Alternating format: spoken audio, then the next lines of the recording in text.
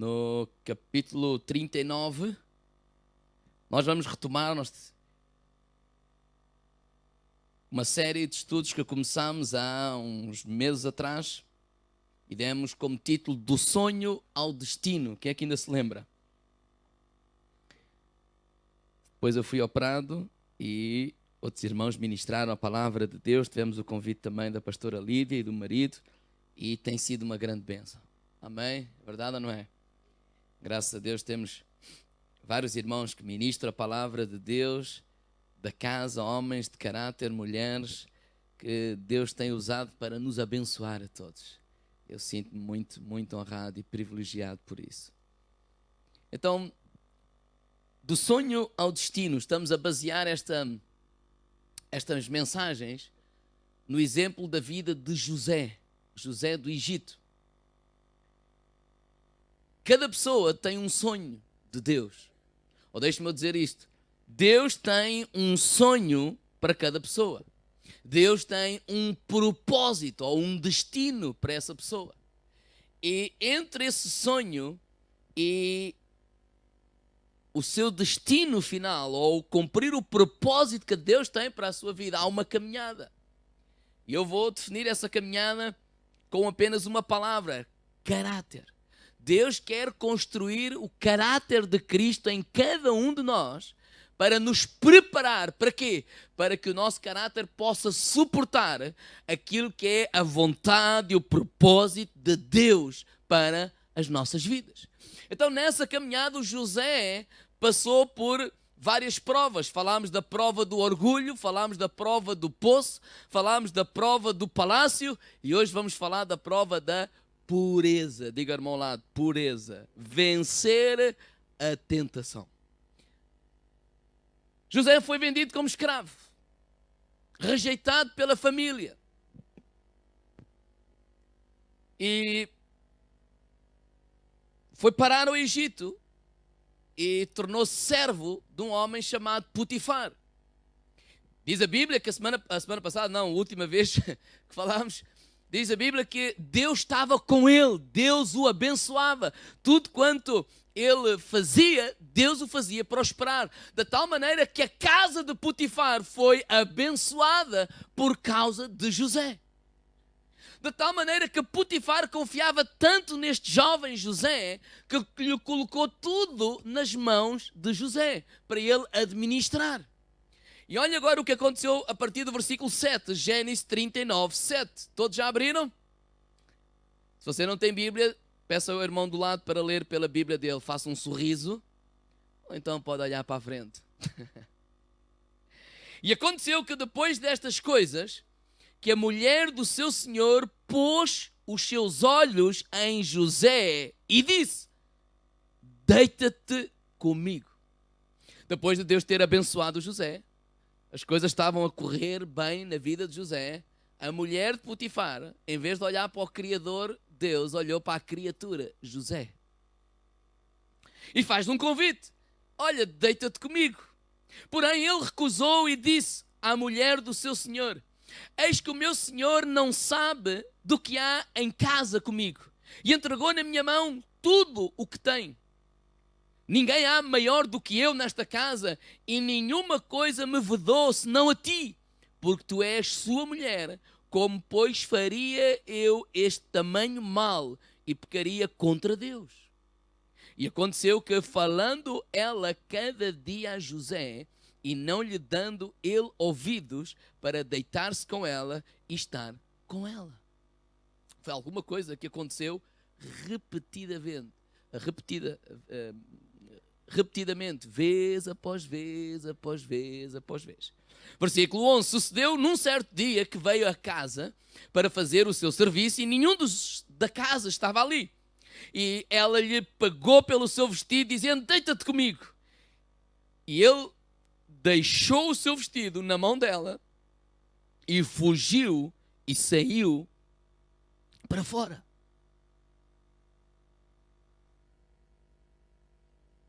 E diz que ela ficou tão chateada e aborrecida de José ter rejeitado o seu convite, que começou a gritar: Potifar apareceu, os servos de Potifar apareceram. E o que viram foi uma mulher a chorar com o vestido ou o casaco, alguma peça de roupa do José. E mentiu ao seu marido, dizendo: José queria-me fazer mal. Por outro lado, inverteu, não é? Queria se deitar comigo, eu não quis. E gritei, vocês vieram e ele fugiu, e aqui está a prova. E por causa disso, José foi parar à prisão. Diga ao irmão ao lado, 2 anos. Diga a ele, não foi 2 dias, não foi 2 minutos, nem foi 2 semanas, nem 2 meses. Certo? Eu creio nisto, que se José não tivesse vencido esta prova, ele nunca teria cumprido aquilo que é o plano e o propósito de Deus para a sua vida. Mais lá à frente sabemos, e já vamos lá chegar nas próximas semanas, que ele se tornou o número 2 do Egito e foi grandemente usado por Deus. Não por causa dele mesmo, mas por causa de uma grande seca que houve no Egito.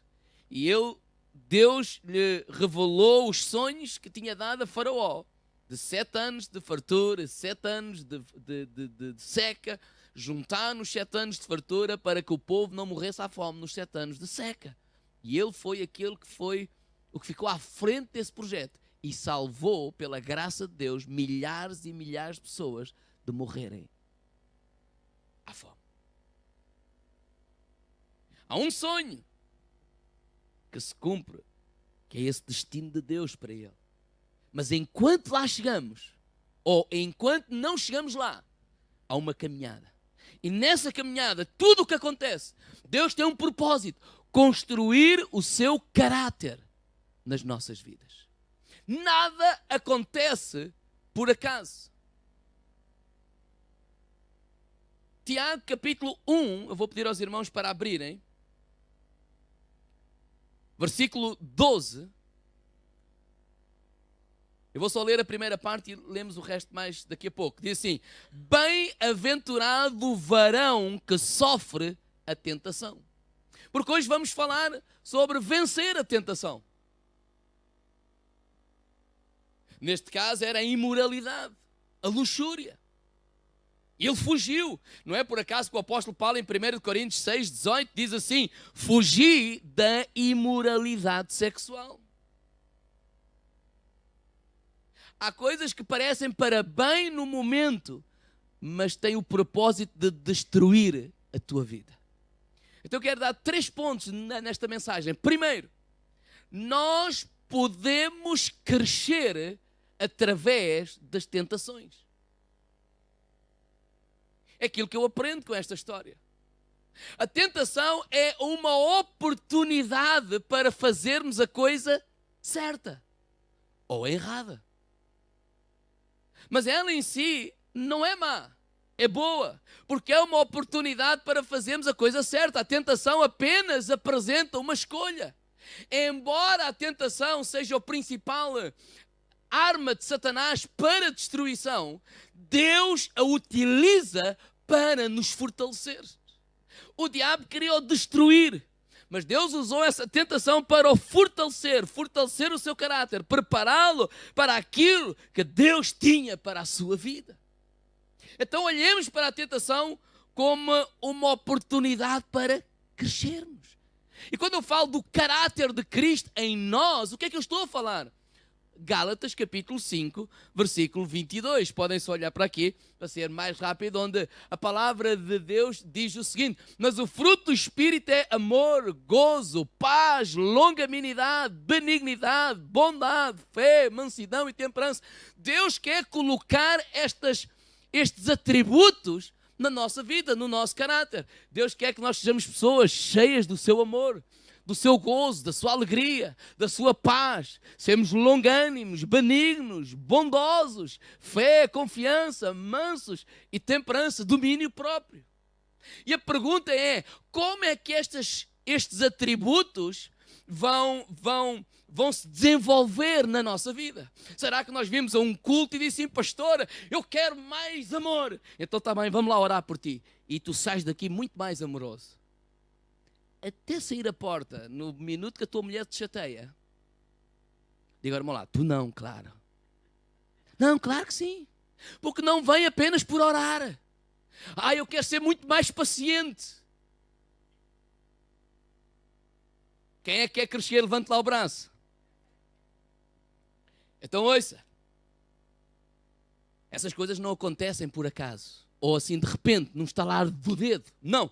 Deus desenvolve o fruto do Espírito na tua vida, permitindo que passes por situações nas quais és tentado a exteriorizar uma característica exatamente oposta. Ou seja, o desenvolvimento do caráter sempre envolve uma escolha, e a tentação é uma oportunidade para escolhermos a coisa certa. Como é que nós vamos crescer em amor? Amar mais o próximo. Bem, sendo colocado ao pé de pessoas desagradáveis. Obrigado pelo vosso entusiasmo. Porque tens essa oportunidade de amar gente não amáveis. Porque amar pessoas que nos amam, amar pessoas que até gostam de nós, que até são maravilhosas e até é bom estar com elas, isso é fácil. Sim ou não? Claro que sim. Mas amar pessoas que não são amáveis já exerce algum esforço da tua parte.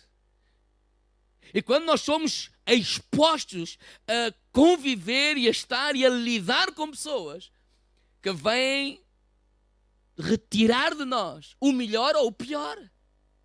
E se for o pior, é uma oportunidade para dizer assim, Deus, aqui está uma área que eu preciso de crescer. Aquilo que eles estão a fazer não é certo. Ninguém está a dizer isso. Aquilo, da maneira como eles agiram, não é correto. Mas revelou também o meu caráter. Vocês estão muito animados hoje. Acho que temos que voltar antes para o louvor e pronto. Eu estou a brincar convosco. Como é que podemos crescer na verdadeira alegria? Quando, por meio de aflições, nos voltamos para Deus. Porque a felicidade não depende das circunstâncias externas, mas a alegria baseia-se no relacionamento com Deus. Como é que nós crescemos em paz? Quando as coisas não acontecem como nós planeamos, como nós idealizamos, como nós estávamos à espera, e em vez de optarmos pela preocupação e angústia, optamos por confiar em Deus, depender de Deus, e a paz de Deus, que excede todo entendimento, vai guardar os nossos corações. Como é que nós crescemos em paciência? Quando somos forçados a esperar, enfrentando a tentação de nos revoltarmos por causa da falta de paciência. Ou seja, a integridade é construída ao se derrotar a tentação da desonestidade. A humildade, ela cresce quando nos recusamos a ser arrogantes. A resistência desenvolve-se quando resistimos à tentação de desistir. A fidelidade desenvolve-se quando recusamos ser infiéis. Então Deus quer construir o seu caráter em nós. E o seu caráter, estamos a falar daqueles atributos: amor, paz, longanimidade, benignidade, mansidão, temperança e fé. E elas acontecem quando? Ou vão crescer em nós quando?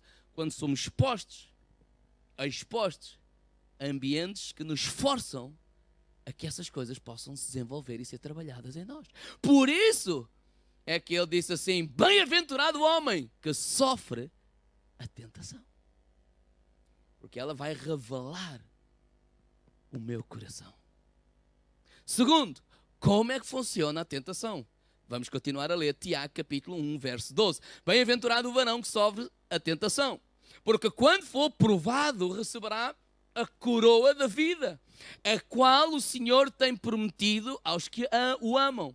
Ninguém sendo tentado diga, de Deus sou tentado, porque Deus não pode ser tentado pelo mal e a ninguém tenta. Mas cada um é tentado quando atraído e engodado pela sua própria concupiscência. E depois, havendo a concupiscência concebido, dá à luz o pecado, e o pecado, sendo consumado, gera morte. Vamos dividir aqui estes versículos só para nós entendermos. As coisas acontecem de forma natural, mas vamos dividi-los só para prestarmos mais atenção. A tentação segue um processo. O primeiro é: Satanás identifica um desejo dentro de cada um de nós. Versículo 14 diz assim: mas cada um é tentado quando atraído e engodado pela sua própria concupiscência. Ou seja, há desejos que já estão dentro de nós. Possamos nós os conhecer ou possamos nós não os conhecer. Pode ser um desejo pecaminoso, de vingança, de controlar os outros. Fizeram isto, aquilo e há aquela vontade de extrair sangue. Ou pode ser até um desejo legítimo, de ser amado, de ser valorizado. Reparem, o José acaba de ser rejeitado. Então, quando ele é valorizado, isso é alguma coisa que vai suprir uma necessidade de rejeição. Sim ou não? Então, o Potifar o valorizou, mas a mulher do Potifar também o estava a valorizar. Sim ou não? É uma necessidade que nós temos. Precisamos é de reconhecer e separar as coisas. Então a tentação começa quando Satanás surge ou sugere um pensamento para que tu cedas a um desejo maléfico ou legítimo, para que esse desejo seja realizado.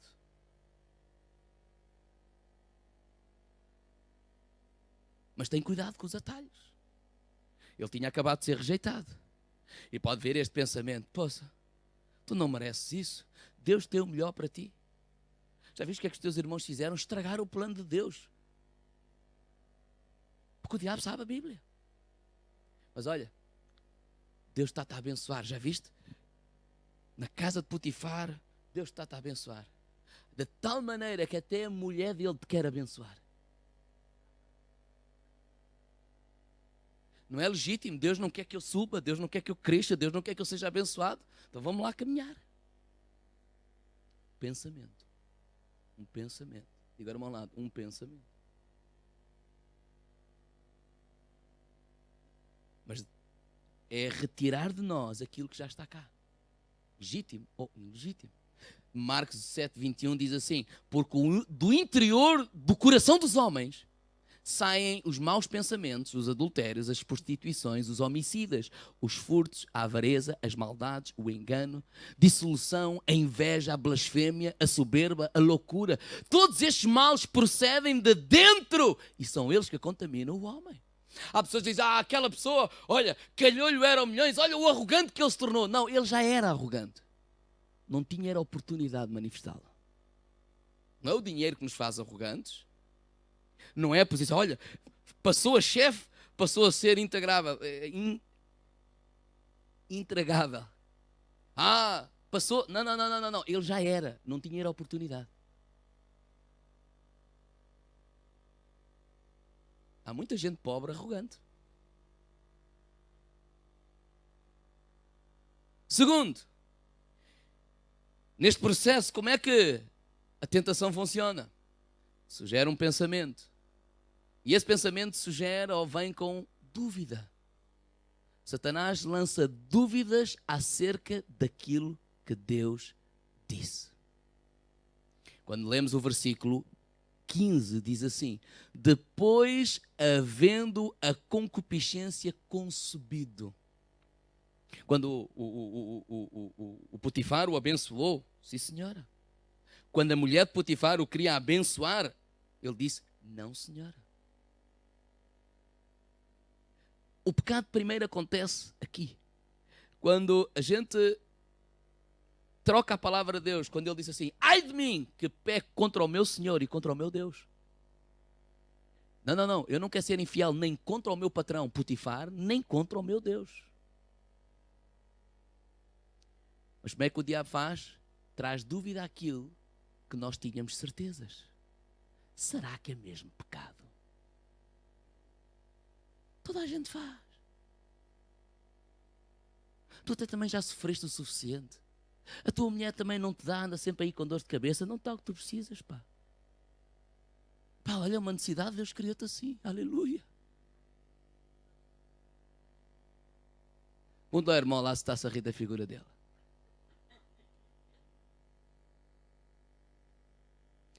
O desejo é legítimo, mas a dúvida que o diabo está a plantar na tua cabeça já é ilegítimo.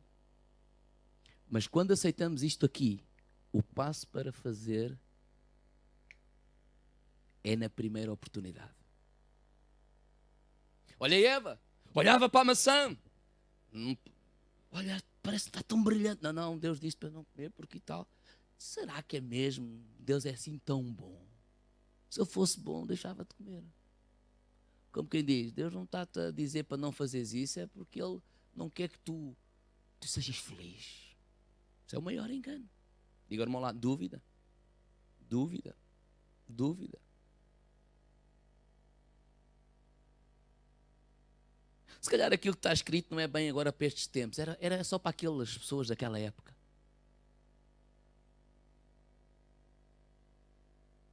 Não, isso era pecado de antes, agora já não é. Sugere um pensamento, sugere dúvida. E a terceira fase é o engano e a mentira.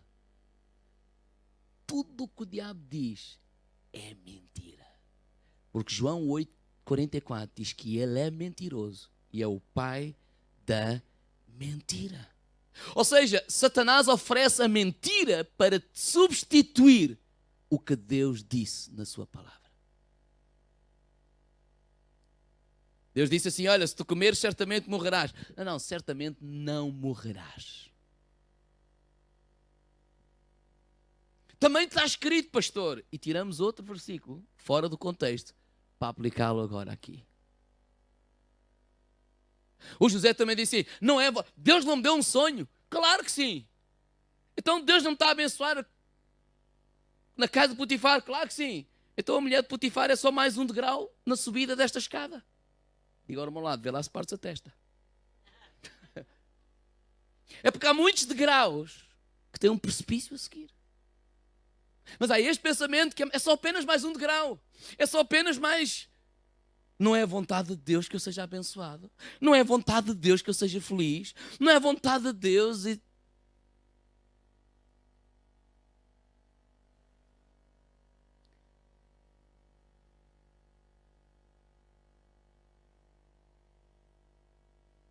E às vezes há aquele pensamento, toda a gente faz, diga ao irmão ao lado, mas tu não és toda a gente.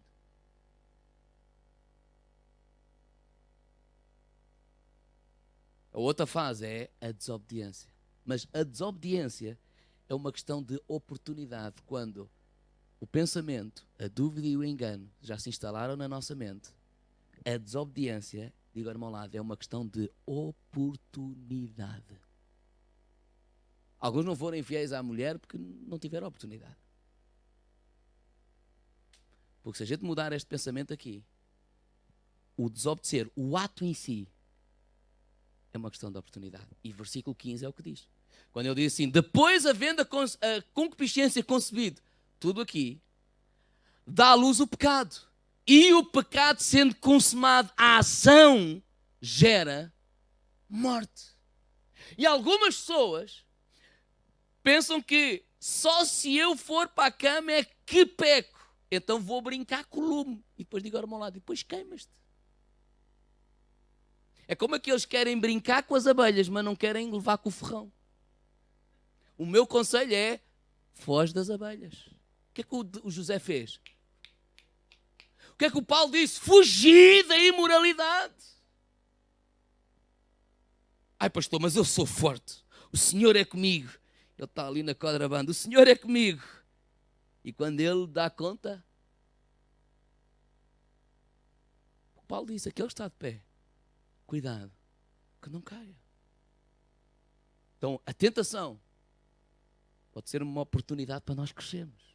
Como é que ela funciona, já vimos. E por último, como superar a tentação. Irmãos, ser tentado, às vezes há uma ideia errada. É como que a pessoa não é espiritual. Satanás só não tenta aqueles que já fazem a sua vontade. Esta ideia errada que se eu estou a ser tentado é porque não sou forte, é porque não sou espiritual, é porque não amo a Deus. Coisa nenhuma. Pelo contrário. Agora, a primeira coisa, se nós queremos vencer a tentação, é a pessoa precisa de admitir as suas fraquezas. Ninguém muda quando acha que não precisa de mudar. E a pior pessoa para ajudar é aquela que acha que não precisa de ajuda. E nós somos tão habilidosos para esconder as nossas fraquezas. Sim ou não?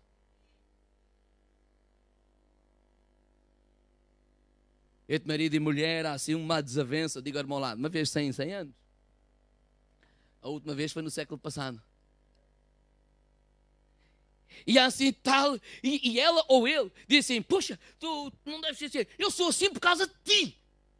Ou seja, tu é que és o culpado de eu ser assim. Claro que nunca ninguém disse isto.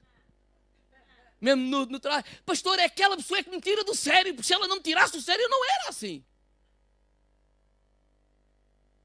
Sabe que enquanto tu pensares dessa forma, tu nunca vais mudar o teu caráter. Nunca. Porque tu achas que tu estás bem, ele é que está mal. Irmãos, aquilo que os outros nos fizeram até pode estar muito errado. Mas serviu para nós sair de nós um Mário que não é o melhor. Então serviu para ver que afinal eu não sou tão santo como pensava que era. Eu não sou tão íntegro como pensava que era. Eu não sou tão longânimo como pensava ser. Eu não sou tão bondoso quando pensava, porque quando pisar os calos. Uma estrela está-se a rir. Eu até conheço o riso dela. Ela costuma ficar aqui na segunda fila. Onde é que ela está hoje? Ah, está ali. Mas o sorriso eu já conheço.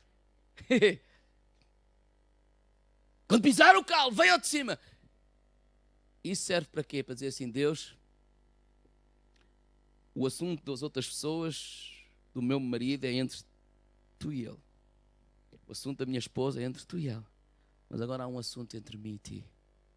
Eu não quero ser isto que eu vi hoje em mim. Ajuda-me a mudar.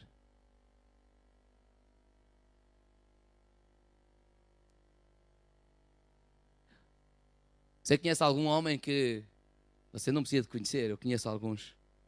Pastor, poxa, a carne também é fraca. Se não fosse, se a mulher não tivesse mesmo posto ali à frente, eu nunca ia. Como que diz, o culpado é a mulher. Ela pode não ter feito a coisa certa. A mulher de Potifar não fez um convite correto. Mas José soube se comportar. Tu podes até não estar a passar a melhor fase com a tua esposa. Mas tens que saber te comportar. Porque quando não, estás a pôr em causa tudo aquilo que Deus tem para a tua vida.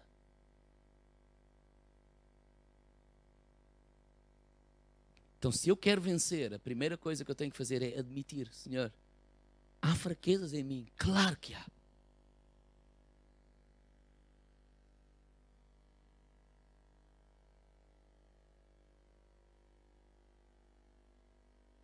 Então, o meu segundo conselho é, pede ajuda a Deus.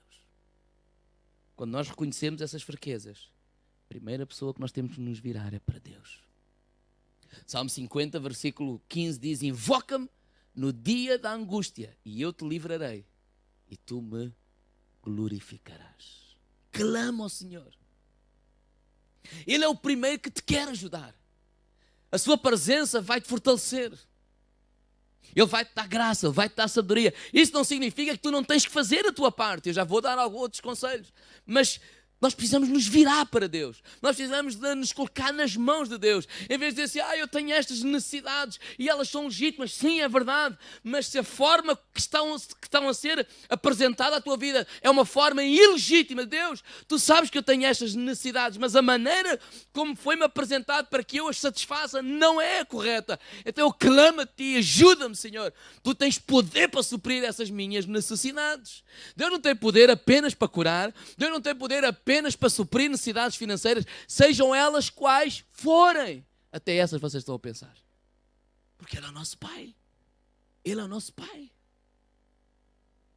Precisamos nos virar para Deus e pedir sabedoria. Senhor, dá-me sabedoria para eu agir.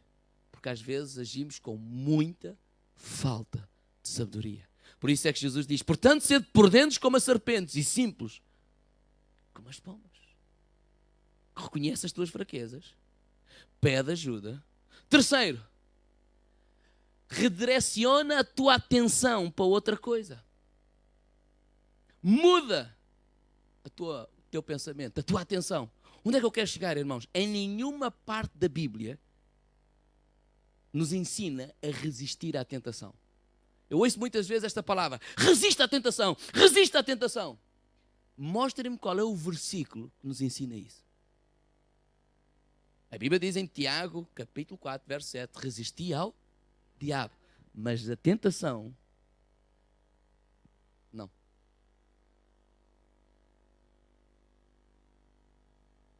Estou a falar de quê? De redirecionar a tua atenção.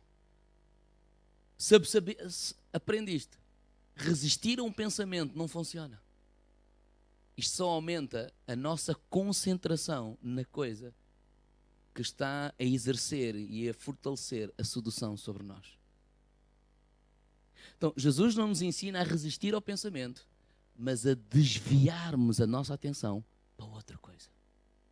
A substituirmos o pensamento por outro pensamento. Ou seja, todas as vezes que tentas bloquear um pensamento, o empurras para dentro da tua memória. Eu não penso mais naquela pessoa. Eu não penso mais naquela pessoa que me fez. Eu não penso mais nela. Recuso-me a pensar. E quem é que estás a pensar? É mesmo nisso. Resistir, na verdade, fortalece esse pensamento. Então, a tentação, se sempre começa com um pensamento, a forma mais rápida de neutralizar o seu fascínio é desviar a sua atenção para outra coisa. Por exemplo, José ficou ali a dar conversa à menina. O que é que ele fez? Fugiu. Ai, pastor, mas eu cá não sou desses. Eu cá não fujo, eu enfrento tudo. Grande macho. Ele não ficou ali na conversa. Mas só uma nota de rodapé. Não fiques aí na conversa no Facebook. Ai, Oh! Abre os olhos. Não muito. Como é que se chama a mulher do Joel Austin? O que é que me ajuda? A Vitória Austin. Pedro, há pouco tempo. Claro que nunca podia ser ela, né? Ela sabe lá quem é que eu sou. No Instagram, alguém pôs o nome dela e ela falou em inglês e pronto, eu não pesco nada. E a Carla, para ler. Sabe o que é que eu fiz? Apaguei. Não era a senhora, é outra senhora qualquer. Não, mas deixa cá só dar o último que me disse isto. Pastor, eu pus conversa só para ver até um dia. Sabe onde é que foi? Até ele estragar o casamento dele. É só para ver até onde vai. Vai destruir. Mudar de pensamento é mudar. Não vejas. Se tu tens um problema com a imoralidade sexual simples, não vejas filmes pornográficos. Pornografia. Levanta-te e muda a cabeça para o outro lado. Estás a pensar nisto ou naquilo, muda a tua ideia, concentra noutra coisa, começa a falar de outra coisa, pede ajuda a alguém, faz qualquer coisa, mas não fiques ali concentrado naquilo. Porque isso vai te levar à destruição. Redirecionar é mudar de pensamento. Por isso, tem cuidado para onde tu olhas. Ai, pastor, nós temos que contemplar a beleza que Deus criou. O último que contemplou a beleza que Deus criou foi Davi a olhar para Betseba. E quando deu conta, fez-lhe um filho. E para tapar, é porque depois o pecado é imoralidade sexual. Traz uma série de pecados com eles. Depois trouxe o pecado da mentira. Porque ele teve que mentir para encobrir. E depois trouxe o pecado do homicídio, porque a mentira não chegou. E então mandou matar o homem. Há uma série, a família toda veio atrás.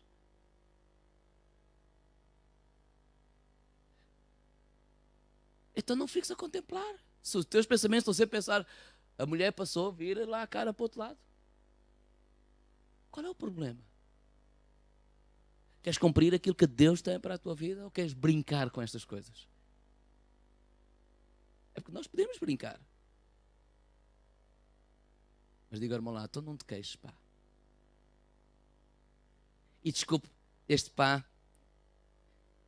Salmo 101, 3, vamos lá rápido que temos que terminar. Não porei coisa má diante dos meus olhos, diz o salmista.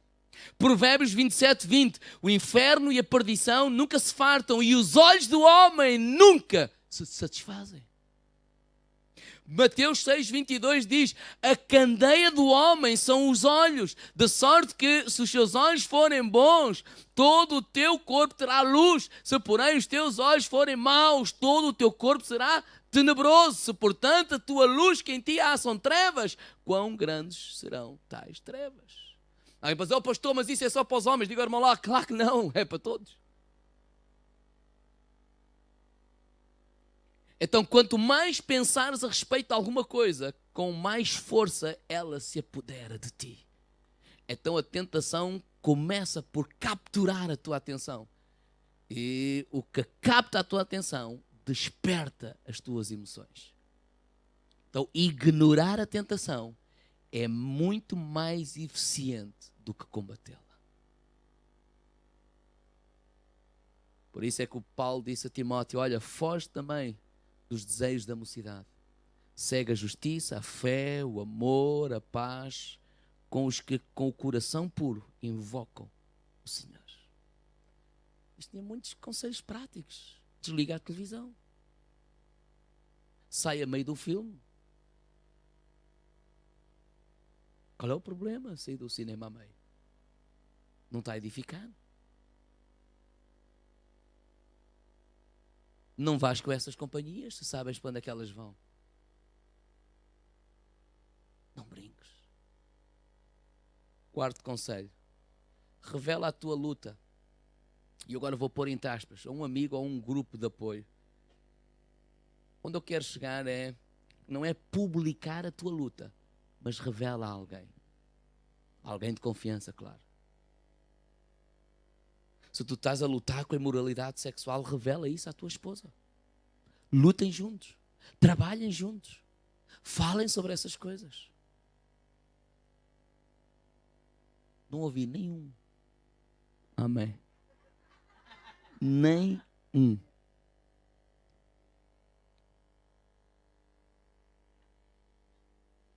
Irmãos, há pessoas que estão neste ciclo. Intenção, eu vou mudar, eu vou mudar, eu vou mudar. Fracasso, caem e culpa. Intenção, eu vou mudar. Caíram e culpabilizam-se. Eu não presto, eu não vou lá, daqui. Mas volta ao mesmo ciclo. Intenção, eu vou mudar, eu vou mudar. Caem e o ciclo não muda. Tu precisas de ajuda. Precisas de um parceiro. Precisas da tua esposa que te ajude. Precisas do teu marido que te ajude. E ultrapassem as coisas juntos.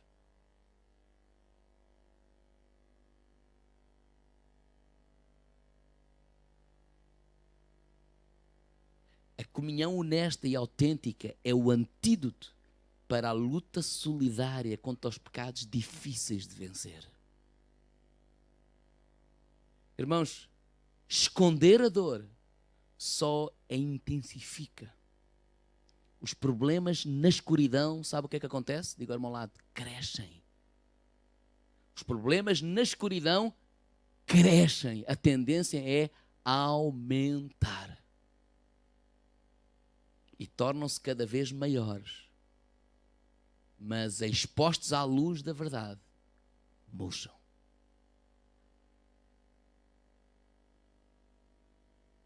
E o que é preferível? A pessoa não diz nada a ninguém. Ai, que tenho vergonha de dizer a alguém. Vale mais a vergonha de dizer agora a uma pessoa do que depois toda a gente saber quando tu caís com as 4 patitas no chão.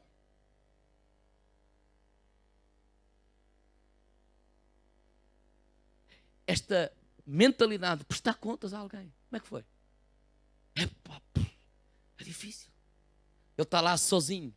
Uma vez disse isso a um, quando estava lá sozinho, sei que, quando te vês aflito, telefona-me, vamos beber um café, nem que seja às 5 da manhã. Mas sai de casa, rapaz, não fiques aí a pensar, enquanto vamos embora para qualquer lado. Eu vou contigo.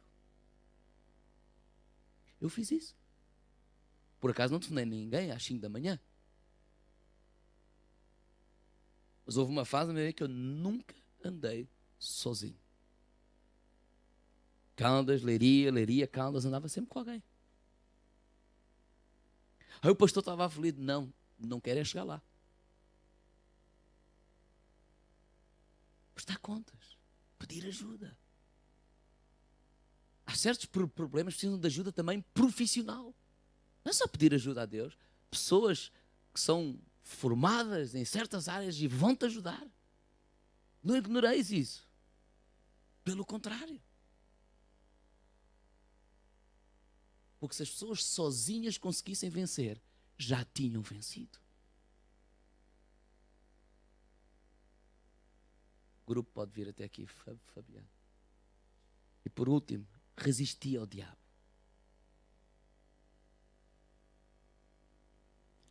Sujeitai-vos a Deus, resistir ao diabo, e ele fugirá de nós. Claro que quem está por trás desta tentação de José era o diabo, que queria impedir, roubar dele ser tudo aquilo que Deus tinha para ele. Agora, Jesus dá-nos o exemplo. Olhem lá para mim. A maneira que Jesus fez. Isto não está ligado, mas liga.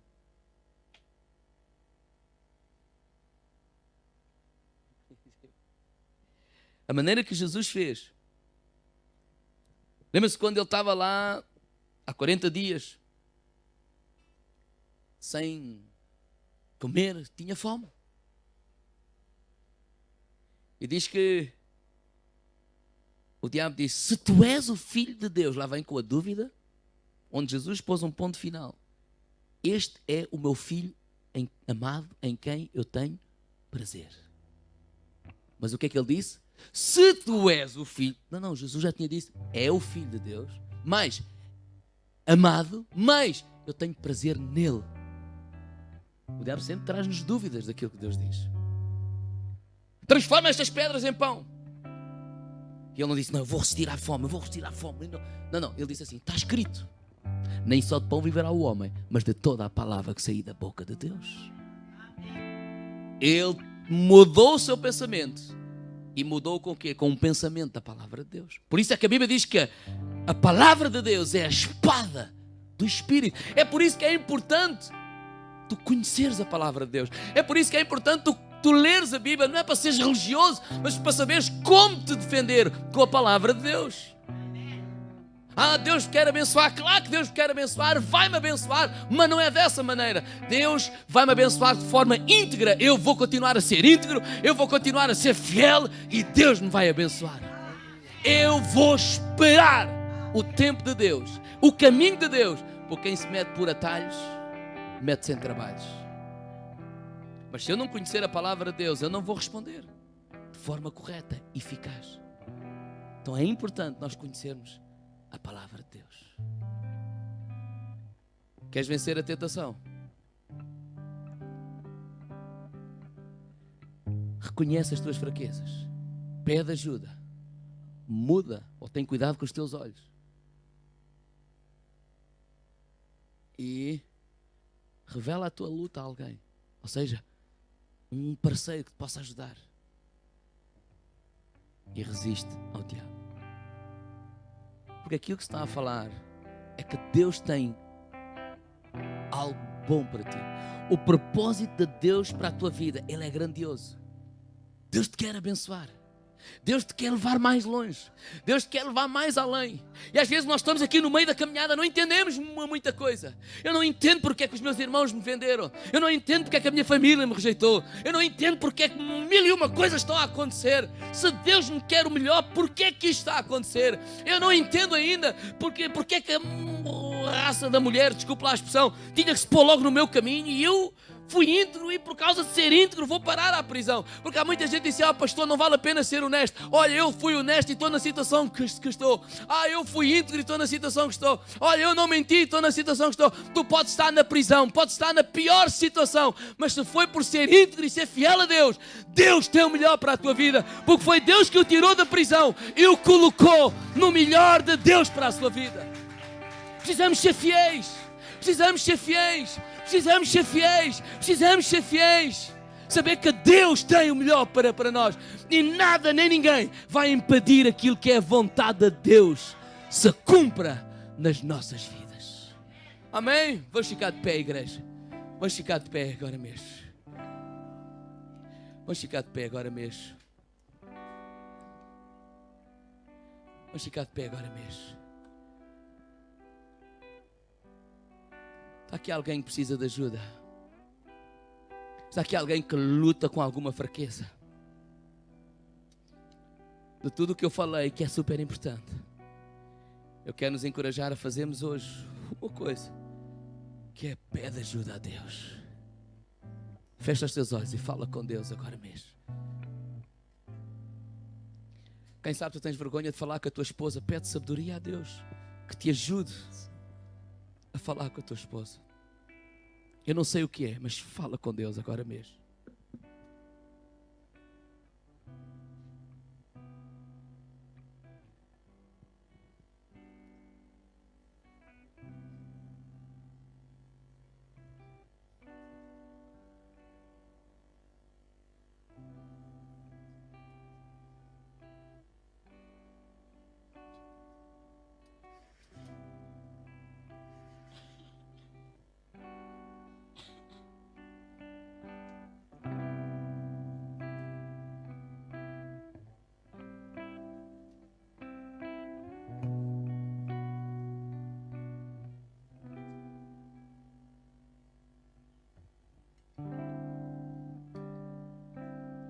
Glória ao teu nome, Senhor.